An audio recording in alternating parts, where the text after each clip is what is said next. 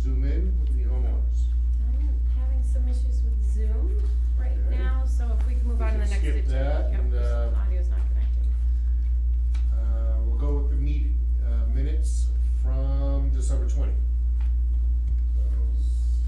Anyone have any comments or concerns regarding the minutes? Does anyone need further time? The only comment that I had was at the creation of the revolving fund, at the very end where it says Black asked for a motion to endorse the revolving fund and I seconded it. And that might be true that I did, but I don't think Kristen made the motion. No. I don't think Kristen could make, I think you spoke the motion, but Yep. Mm-hmm. that's, I either said so moved and somebody seconded it, or somebody else said it and I seconded it. Yeah, and I'll have to go back through my Yeah. notes, cause I did have some notes on I agree, that same statement stuck out in my mind.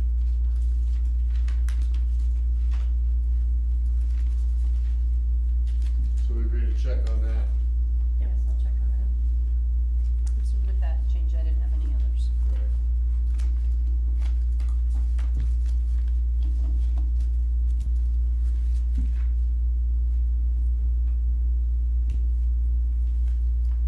How'd we do, Lisa? Good? It Well, looks great, good. yes, thank you. All right, I Sorry. move that, we approve the meeting minutes from December 20th, 2022, with the caveat that Angie's going to check her notes with regards to the last sentence of page 2, creation of a revolving fund. Second. All those in favor? Aye.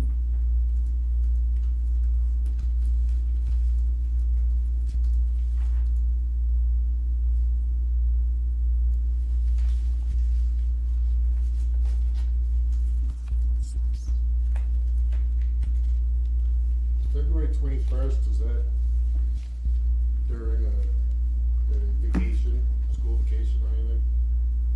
It Looking is. forward to. It is, Yes. It is? and that's, yeah, it is. So do we wanna have it during the week, just in Say case? it's for me, but I'm happy to be here. I'll be around, but. Yeah, whatever works for everyone. Not going Well, we anywhere in can- February. I don't think it's going anywhere. So we'll leave it at February 21st. Did you get that, Angie? Yep. Good. got that. Do we wanna stay in person? February 21st is a Wednesday? Oh, that's I'm also. sorry, no, I'm totally lying. I lied. Yeah, it's also Oh, wait a minute, February it's the 20 vacation week, I don't know if It is anyone's vacation. going. Yeah. Yep. I will be away, Okay. but we could Ah. still. Well, there you go. I knew it. Yeah, that's alright. I'm not sure about Dr. Sane or, yeah, Dr. Right. Jane on that one. Perhaps we should move that upward to the second Tuesday. I won't be here. Oh, right, I think we'll just Go to March. forget February. Forget February altogether. Altogether, It's a unless short something one. comes up. Right. Sorry, I'm late. Do a full system reboot here and try. Let's leave it on for February 21st, 2023. And, something comes up, something comes up. Nothing comes up, which I have a funny feeling that things will come up. Then, we might just forego it. Well, would we have it without Kristen? You could. Never. Yeah, I could have it all prepped. I don't know if there'd be, the only thing that, would happen in February sometimes as we get closer to the budget cycle and goals and revolving fund and warrant articles getting settled.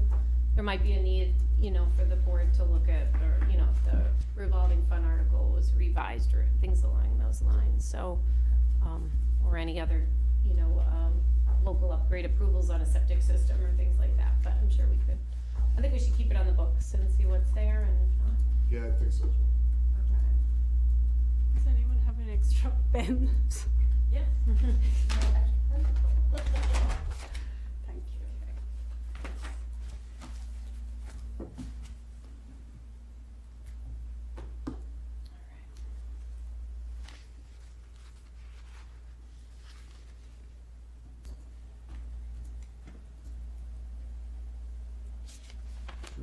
with something else?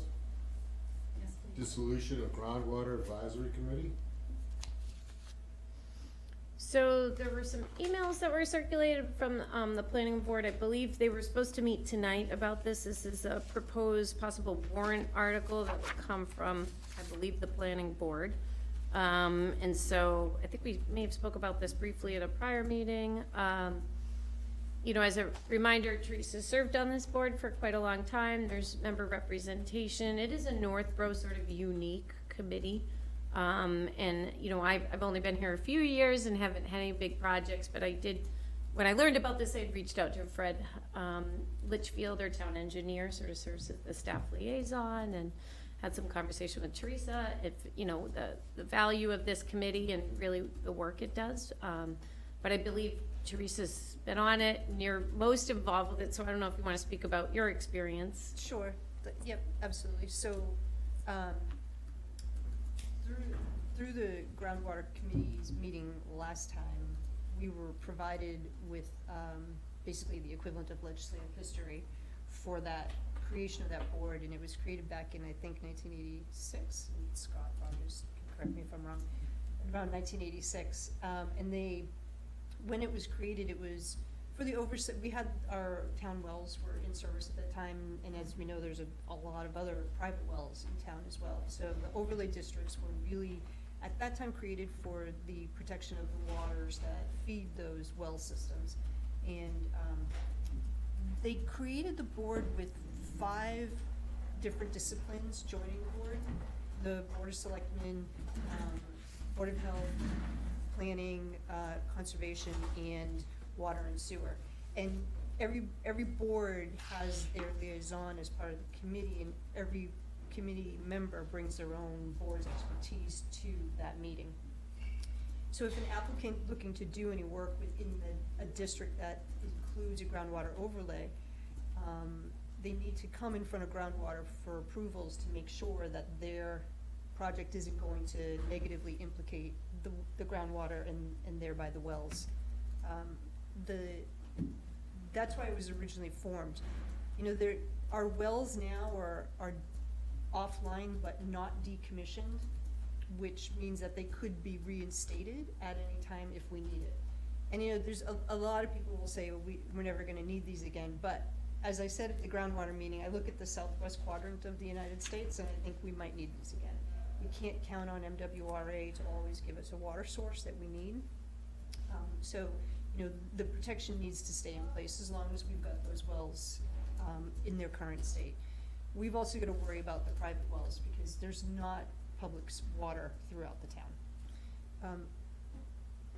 The planning board is looking to take that oversight, and what the groundwater advisory committee does is it reviews the application and makes a recommendation solely focused on with respect to the impact to the groundwater, whether to recommend approval or not recommend approval, or recommend approval with conditions to whoever the permit granting authority is. So if it's a variance before the ZBA or a site plan review in front of the planning board, we would just recommend either approval or not approval, and with or without conditions.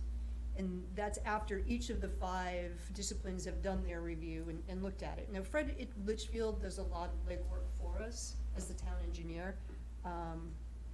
You know, he provides us with a review letter, but that review letter doesn't necessarily state from a Board of Health perspective, you know, I've looked at X, Y, and Z, and from a selectman's perspective, I've looked at X, Y, and Z. You know, it's up to us as individual members to do that analysis and bring it to the table if there are concerns. But what the planning board wants to do is give that oversight to whoever the permit granting authority is. So if the site plan review is in front of the planning board, then they'll take care of whatever the groundwater issue is. And it basically cuts out, one of their justifications for it is that it would streamline the process and it cuts out yet another meeting that an applicant would need to go through. And it would cut out a meeting, but I think that it's an important meeting.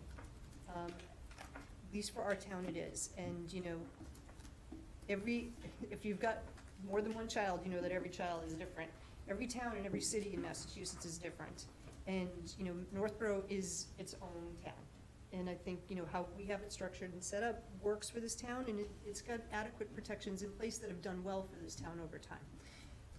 By giving that oversight to either the ZBA or the planning board, then I don't necessarily have assurances that they're going to be looking at that application from the same perspective as a Board of Health member would looking at it. And it's not because they don't know how to, I just don't think that that's within their acumen to do it. So I think that it's important that the five boards that comprise this committee maintain their separate analysis of it. I think that there may be I think it's written in the warrant article that they're going to send a copy of the applications to each of the individual boards. Correct. The current language has that the town clerk will continue to distribute a copy of the application to the five bodies. But that language is a little unclear, so I think that's something that'll be likely to be revised as they have their public input and hearing on February 7th. Okay. So my concern with that is if the Board of Health has a review of this application, there's a limited period of time in which, any issues would need to be raised. If we want the applicants to come in, we're asking them to now come into the Board of Health. And if Conservation feels the same way, they now gotta go to Conservation, same thing with Water and Sewer, et cetera. So you could be increasing this from one meeting to 5 or 4. Right. Essentially. I also, I think it's also asking the entirety of this board to do that review, or asking Kristen to do that review, adding something else to her plate, I think it's not really what the, let's say, the founding fathers of this bylaw intended. From the 80s. That's right. And I think it's important that, that before this committee be disbanded altogether and that authority be given to, the special permit granting authority, that we really consider whether the special permit granting authority has the bandwidth to take on the responsibilities of this committee. So that's really, that's pretty much how I feel about it. Okay. So who's making the push Planning for board. dissolution? The planning board is. Planning board? So they just take it over and that's the end of it? Yeah, they would basically put it into the hands of, it's either gonna be the planning board or the ZBA, depending on what the application relief Right. is. And who else is on the advisory committee? You have Board of Health, Planning Board, ZBA. No, we don't have ZBA. We have Board of Health, Planning Board, Board of Selectmen, Scott's our rep from the Board of Selectmen. Right. Water and Sewer Commission, and Conservation. And it's been working well for the past, Since 1986. yeah? So why suddenly the planning board push? Well, Yeah, no monkey work, I know. So what are we supposed to do with this now? As far as the Board of Health is concerned? What should we be doing with this? Well, the mechanics of what happens going forward is that the planning board will have their public hearing on all the zoning bylaw changes. First wave would have happened tonight, that's been postponed, so it'll all happen on February 7th. That they'll have public input and a public hearing for those changes. So that's an opportunity for individuals to comment on that, and an opportunity for the affected board, committee, commissions to comment as well. I think it's an opportunity between now and the 7th that if a board or committee wanted to submit in writing, their perspective to the planning board, they would accept, that more formalized statement from, in this case, the Board of Health, if you were so willing to make a statement in that way. So between now and the 7th, written statement, on the 7th, public input live or individual input live, or in writing. Then we follow the typical warrant process for the warrant gets published. It'll be reviewed by the select board, finalized, it'll go to town meeting. So it's at town meeting that we'll see this as a potential zoning bylaw change. Because the definition of the groundwater advisory committee, its composition, and then the actions to and from in their review is codified in one of the zoning bylaws. So that's why it's then goes forth as a zoning bylaw change. And like all the other zoning bylaws, then a 2/3 majority at town meeting to enact the change. So to save all our board members attending, I mean, I guess is the one option would be that the board could make a motion, either support or, in favor of the dissolution or against, the dissolution of the groundwater. So at least we could, have something formal from the groups. Obviously, individual members are welcome to attend, or if you'd like for me to attend that meeting. But submitting written comments in advance, I would think would be helpful to any board, who's considering a change like that. Has the present system really caused a slowdown or a real inconvenience to, I don't, it's, it, I don't get think away it so. out? I don't think so. So when I was on the planning board, if somebody had to go to groundwater, we would either delay our meeting pending groundwater, or we would render a decision if it was favorable. It would be contingent upon groundwater's outcome. On the groundwater committee, if we have a situation where somebody's coming up for a hearing in front of one of the permit granting authorities, and we might not have enough information from that individual, but we know it will be forthcoming, we authorize Fred to issue the recommendation contingent upon the receipt and his satisfactory review of those missing documents or what have you. Very rarely does an applicant have to show up at groundwater more than once, and very rarely do those take more than 30 minutes. I mean, bigger projects might take longer. In my memory of being on groundwater, both as a planning board member and as the board of health member, I think I can remember twice where an applicant had to come back for a second meeting. So I don't think it adds a considerable amount, and given that our meetings are sort of offset from planning and ZBA, it kind of fits into that sort of Right. monthly schedule for them, so. And honestly, I don't see anything wrong with requiring an applicant to go to a meeting for the protection of the groundwater. Right, that's what I'm saying, weigh them out. It's- Got groundwater versus Yeah. a meeting or two, possible 5. Right. Well, the chair will entertain a motion, if anyone has one, to either vote towards dissolution or move in the opposite of dissolution. I move to move in the opposite of dissolution. I think it should remain a committee with town, so I would move for it to. To oppose, or to continue, to oppose the dissolution. Second that. All those in favor? Excellent presentation, Thank you. Thank you. very clear, even I understood it. So that's wonderful, good. I feel passionately about this. Now, should we do anything in addition to that? Should we talk about writing the letter? We are in January already. Yeah. In support of our, Something in time Our for the opposition. February 7th would be helpful to make sure that's in front of them.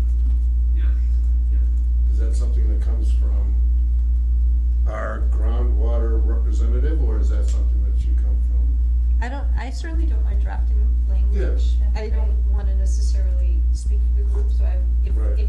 but I don't know in terms of open meeting protocol, can I circulate that for review outside of the meeting? I'm not sure what I can and can't do there. I think one process could be is if you drafted potential is then to have Kristen coordinate the dissemination of it and the receipt of individual feedback, Okay. and then a final kind of, that would keep it from the outside deliberation. Okay, perfect, thank you. And that's due by February 7th. If it can be done by then, yeah. Well, yeah, no, I'm flying next week, so I'll do it on the plane. Excellent. Schedule it right in there on Sunday. Perfect. Thank you. We'll have it by Sunday night. That's quick. Yep. All right, well, that's good. Let's go on to, it looks like we have our New Yorkers with us. 253 Brewer Street. Okay, so Erin and Stacy, I'm gonna turn you around to these guys. I messed up, I tried another audio setting, that's what was the delay, and it didn't work well. So if you can't hear, just ask us to please repeat, and same, I'm gonna put the mic down, and same for the board, we might have to do a little bit of the repeat game. But I just wanna summarize sort of where we are, and you guys can jump in at any point. You know, you sent some supporting documents that were circulated to the board.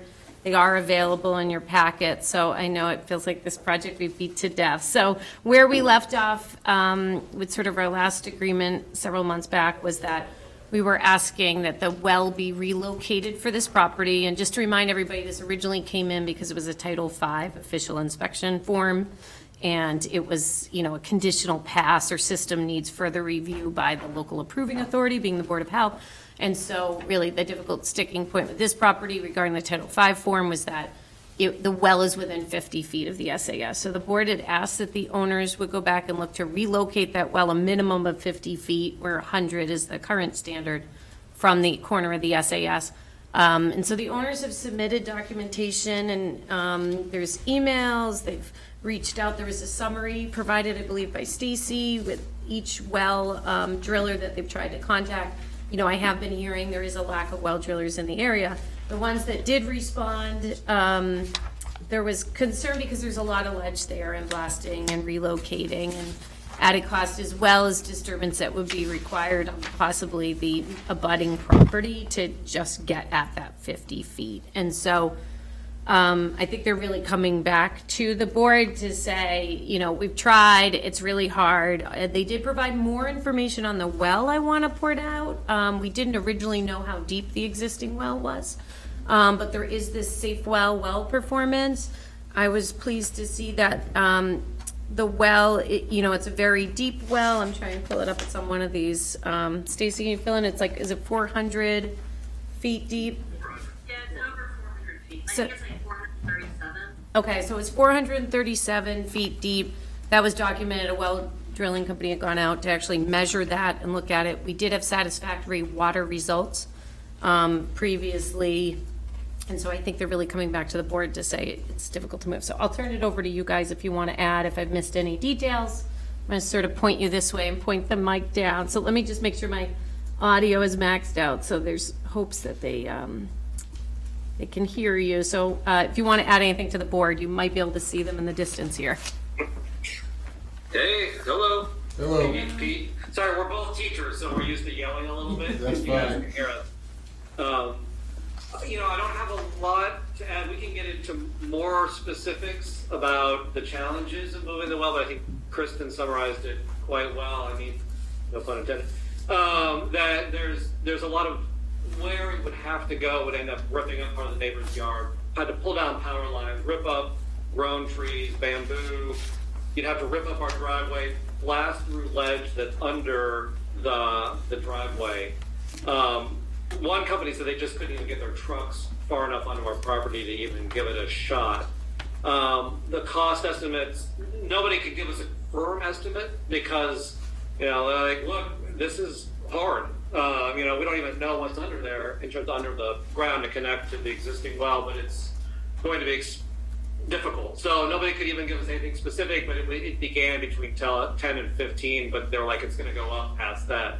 So we're coming back to you all and saying, you know, we've done what we can. It's going to be extremely expensive. And, you know, the variance that was in place was trying, I think, you know, not documented, unfortunately, but was kind of gesturing to the same issue, which is like, where the well, to move the well is going to be extremely onerous financially and just like mechanically. And so that has proven to be the case, it seems. And so that we're hoping it was going to be a variance either way. For 20 feet to cost upwards of, could be 20 grand or more. We're hoping just to ask you all if we can keep the existing variance in place and move forward with this project. So, but go ahead.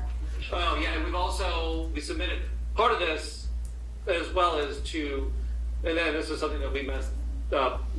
The house should be deed restricted to 3 bedrooms, given the size of the septic system there. And so it's currently 4 bedroom. We submitted a permit, which we got from the building department, to make it a 3 bedroom.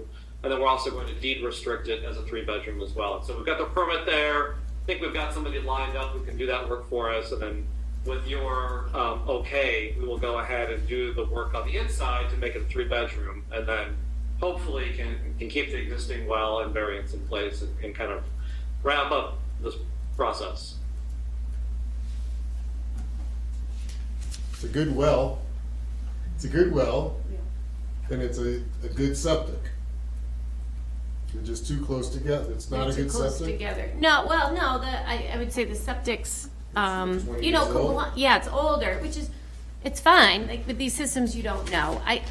My hesitancy on this project is all along, right? It's the quality of the well. So at this static point, it looks good. They have been using it. They have been using the septic. But at some point, with any system, right, one will fail, right? Eventually, a septic system fails. And it's not always a big issue when your well's 100 feet away. But when they're close, you know, that's where you worry about the health and safety of the occupants. So, it has been working. I'm happy to hear it's 400 feet down, right? That's that much more protection from the water. But all wells, it's recommended that all private homeowners, you know, that have a well would test it annually. Like that's a recommendation of DEP. In this case, I just think the education and really pushing to future owners that we would require that they would test annually. You know, would be, if they're not to relocate outside the 50 feet, you know, one option, I think, to make us feel comfortable that the health and safety of future occupants, that we would recommend that they would test, or we require them to test annually and just submit, not a full spectrum VOCs and all those things, but I would say if the board, my recommendation would be the board would move forward with allowing this. When they record the deed restriction, record a covenant that we would require that the homeowner would submit just that simple water sample, which is the fecal coliform bacteria, and that it's absent, is totally absent in the presence of ammonia, nitrogen, and nitrate.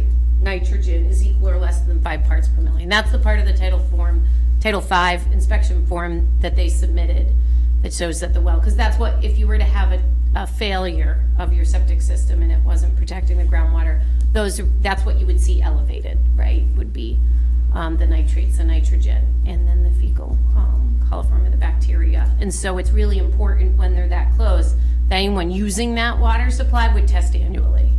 So that would be one recommendation I would have, if the board would be agreeable to approving. I mean, at this point, it's really at the board's discretion, to approve, because we're talking about approving, it's a little messy. It's not like a variance that we would see, like, that would be well documented in another board. It's really that it's the board's approval of the Title V official inspection form, form that you would be saying that we've determined that this system is safe and it meets environmental, standards under Title V.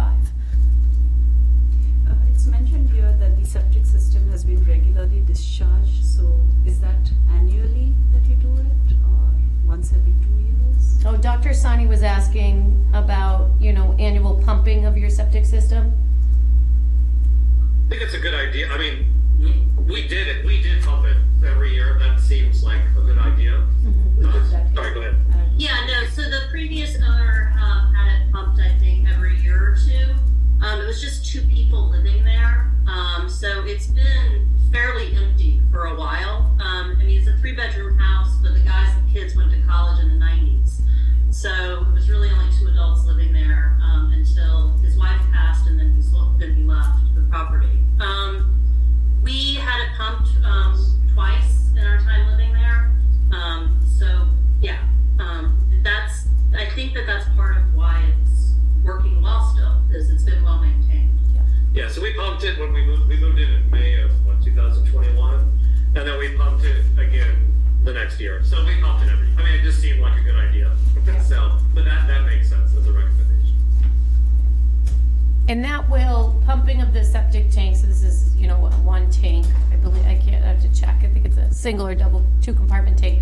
That will prevent solids getting into the leaching field, which will extend the life of the leaching field or the soil absorption system. But either way, bacteria does move into it, like that's the natural, but the solids, the reason you pump your tank is to prevent solids, which make it worse and take years off the leaching field. So it will fail prematurely if you let solids move through that tank. It becomes so full.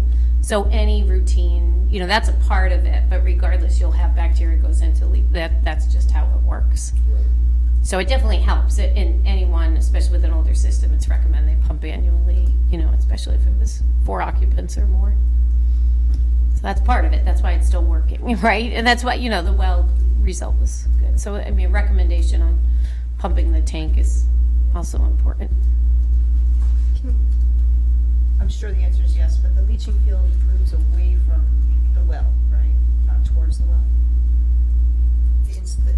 As it's installed, the leaching, if the well is here, the leaching field goes this way, not this way. Correct? I mean, how groundwater moves, you know, I don't, you know, it's tough to say on that exact site. They're close. I mean, leaching field's obviously above, the well's 400 feet down, and Right. the leaching field's way up there. Right, but if the D-box comes out and then the leaching field moves in a certain direction and the well is somewhere at the end of that direction, I'd just be less comfortable with that than. Yeah. what's behind I think I it- can't really hear you, but. Oh, So, Teresa was I don't asking, know if it matters. Sorry. right. Do we have a There is a sketch at the very back of the Title V. So if you have the Title V form here, there's a nice clean sketch on page 16 of 21. We can also provide a site survey that will show that the leaching field is down slope from where the well and the septic are located, if that makes a difference. And it is a drilled well, so there's a full cap on the well, so I'm not concerned about infiltration from above.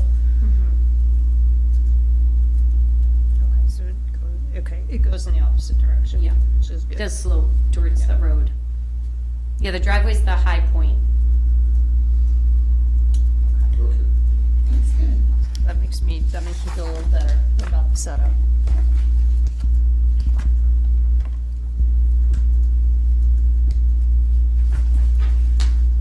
Well, it's a hardship. Can't put it anywhere else. I think future owners, there is a parcel next door that, not related to Stacy and Aaron, the prior owner, I understood, owned the 2 adjoining parcels. And that parcel, prior to their ownership, was taken by tax taking of the town. So I do plan to hopefully work with the assessor's office, and if the town's willing to put that for sale, really encourage the future owners, you know, and try to put them in contact, because that's the long-term solution to this property. If they own that abutting parcel, they would have a lot more room on the well or future expansion of the septic. And I don't know if that alone would be a buildable lot. But that would be my long-term goal for this property, because that would give them the flexibility that, you know, 20 years down the road or whenever they need to replace that septic, they're not gonna get into this. Because a replaced septic system on this property at this point would be like a recirculating sand filter. So there's just not a lot of room, and so you'd have to move to a higher technology. It's more expensive. And so that would be something, but that's down the road. That's out of our control, and properties need to go to town meeting to be sold. So it's not for now, but that's something I plan to work on behind the scenes. So hopefully a future owner would consider that. Congratulations on buying the adjoining lot, by the way. Yeah. We didn't hear that? We Oh. can't hear anything. Oh, sorry, Glenn just teased. He was saying that, you know, congratulations on buying the abutting lot, you know, or something. We're talking about future owners down the road, so we understand that's not something you can control at this point. It's funny, we asked because if we had planned to stay, we'd planned to buy that piece. And so I talked to somebody in the office and she's like, well, you can only, it wasn't up to her. Like, you had to put it up in front of her. But Yeah. she's like, yeah, I want to tax that property. Buy it, please. We wanted to buy it. Yep. Alright, so what do we have to do? Just approve the Title V official inspection report form as is? My recommendation we're working through, like, Stacia mentioned, we're working through the interior changes, so that is ongoing. And then we'll Yeah. do the deed restriction once that's done. So they've been very cooperative, and I'm looking forward to having that wrapped up, so it'll clearly be a 3-bedroom. I would recommend a covenant to be recorded. It's normally like a 1-pager that would state that the owners will test annually. I mean, the enforcement on that, it's as good as somebody reads the deed to do it in our office's ability. The annual testing for someone who were to live a future owner, it might be $300 a year to do that basic test. But putting something to put future owners on notice that the well is close, and the board has approved this Title V form, and we're recommending or requiring annual testing for just those 4 parameters, I think would protect the future owners and help protect public health and safety. Because, these guys can do their due diligence and their realtors can do their due diligence, but not every new buyer really understands what they're supposed to do. A 1-pager recorded, just like the deed restriction, just makes it really clear in terms of the board's vote, where it stands and what the homeowner needs to do. And do they submit it to the board? Yeah, they would submit it to our office. So just like when we record a deed restriction, they typically send us a draft of it. We look at it, they say yes, they provide us proof of recording. So I would condition an approval of the Title V based off of, a covenant on annual testing for those parameters and a recording of a deed restriction. And then I would, if that was a motion, then we would just issue a letter when it was all done to these guys saying that the Board of Health has approved your Title V official inspection form. Is it annual pumping? And annual pumping. Annual pumping, annual testing, Yep, recorded. yep. Is it a variance that they're looking for? They don't call that under Title V, so if you look, you can sort of see the language hidden in the Title V. Last time this was done with a prior agent, he just issued a letter, right? It's not called a variance per se. So it's really, okay, so if you go to page 3 of 21, further evaluations required by the Board of Health, so it just says a condition exists. The condition at the bottom of page 3, it continues on to page 4. The condition is that, if you flip to page 4, that the tank is within 50 feet. And so right there at section B, so under section CB on page 4 of 21, it says system will fail unless the Board of Health determines the system is functioning in a manner that protects public health, safety, environment. So the board would be making a motion to say that, we determine that currently the system is functioning in a manner to protect public health, safety, environment, and we are requiring the deed restriction and the, covenant on annual testing and pumping requirement for this system, and then that would be the formal process. So it's not called a variance. Right. And there are the 4 things Sorry. that you were talking about, right? The coliform bacteria. Yeah, and those are listed, what we'd be looking for the water analysis is this 2-starred section right here. Yeah. And it's a DEP certified laboratory. I would take that language exactly, and put that into the covenant. And they have a similar one for water treatment we've seen, like on the well with arsenic. DEP is a template covenant that requires water treatment. You would just modify it to a covenant to require annual testing, and pumping of the septic system. And it's literally 1 page. The enforcement authority on that would be the Board of Health, right? That would be between the owner and the Board of Health. It wouldn't tie to the prior owners. And the way the covenants typically read at any point, if you were to connect to town water and agreeable to the Board of Health, that covenant would be lifted. It would no longer be in effect, if they upgraded the system or things like that. All right. So we should entertain a motion that the board has determined that the system as is safe. Is the language here is right here in B, so the Board of Health would determine the system is functioning in a manner that protects public health, safety, and environment, provided that the 3-bedroom deed restriction and a covenant requiring annual testing and pumping of the septic system is recorded and satisfactory, Okay, yeah. System is functioning. That's what I was getting to. All right, so the board, I move that the board determines that the system is within 50 feet. However, the system will fail. However, the Board of Health has determined that the system is functioning in a manner that protects the public health, safety, and environment.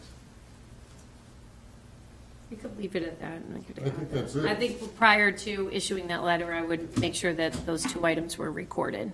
And those, right. The contingencies. And I would just reference that the following, contingencies Contingent were met. upon two items being the well water testing annually and the septic pumping annually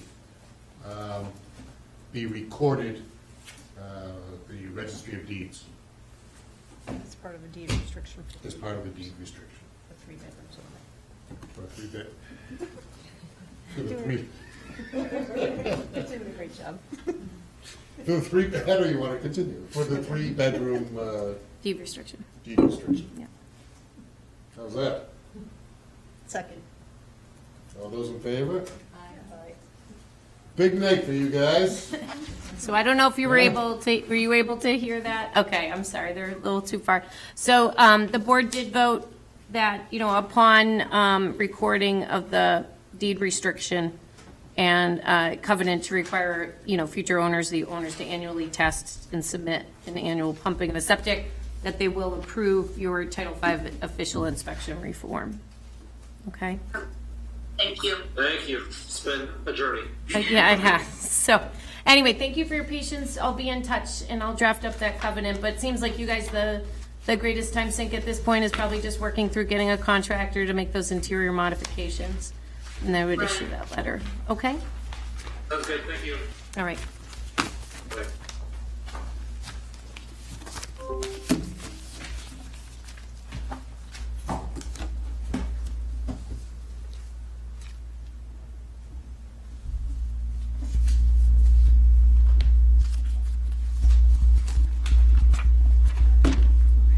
Good. This is January 23rd meeting.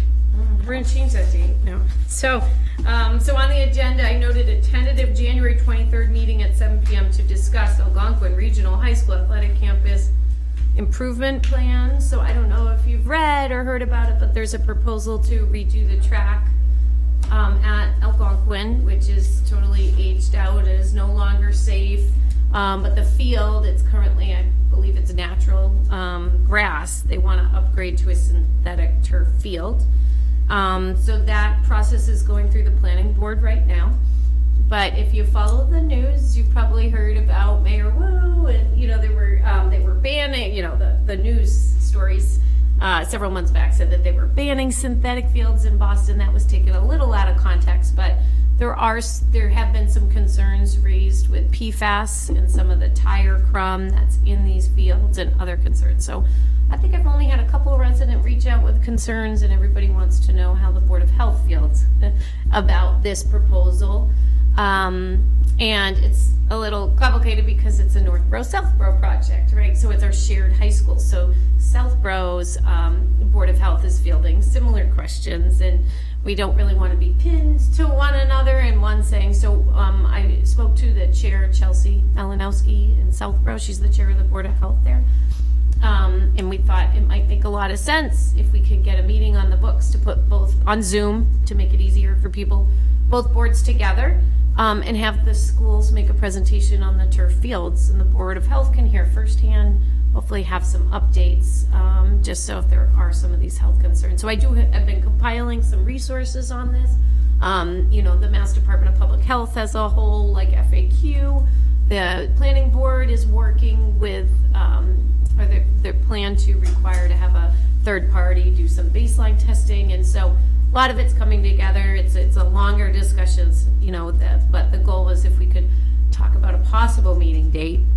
And so the one date that seems to work for Southborough as well as the schools is actually this was pushed back a week, January 30th. Yeah, not the 23rd, that was tentative, but it already got moved. It sounds like January 30th. Day of the week is that?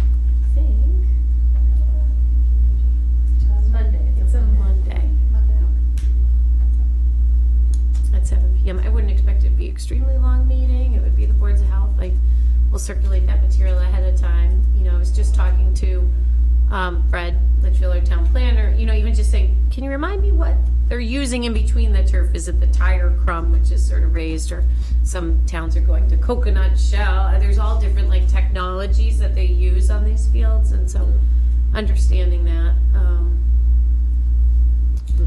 would be helpful. So does it look like we'd at least have 3 members available for the 30th? Yeah. Okay.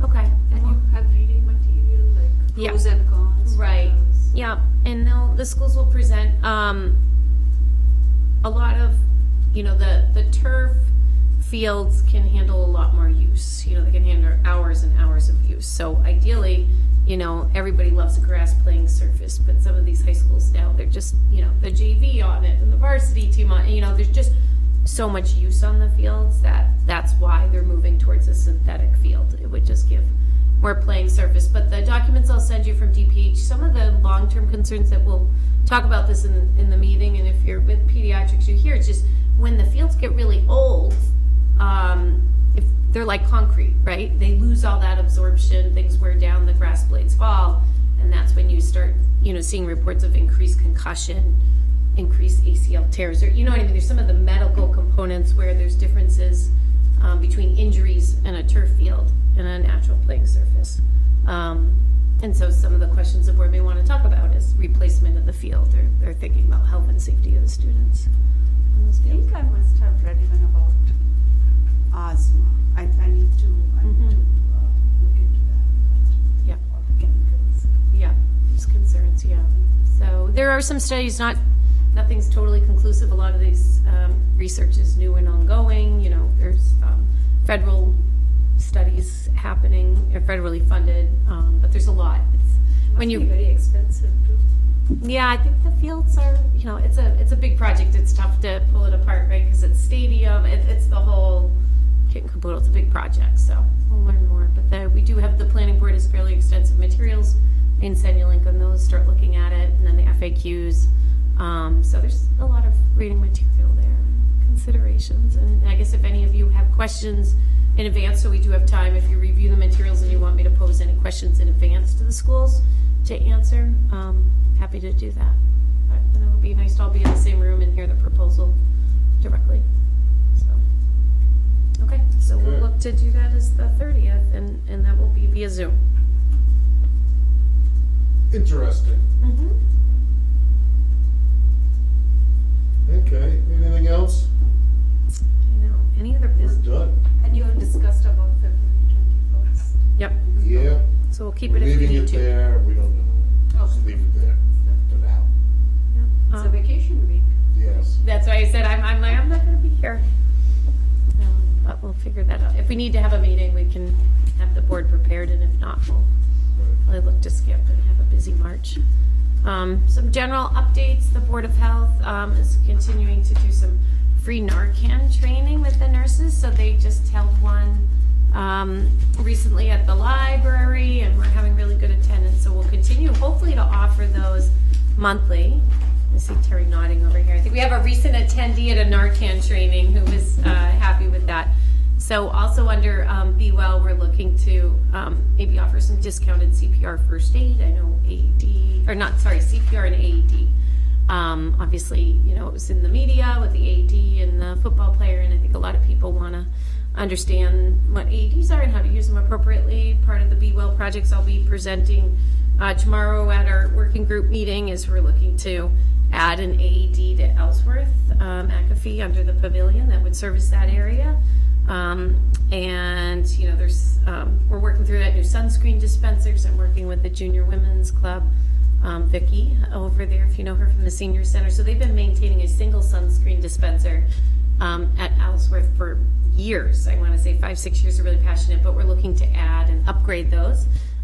Isabella Caruso, our epidemiologist, is working with Impact Melanoma.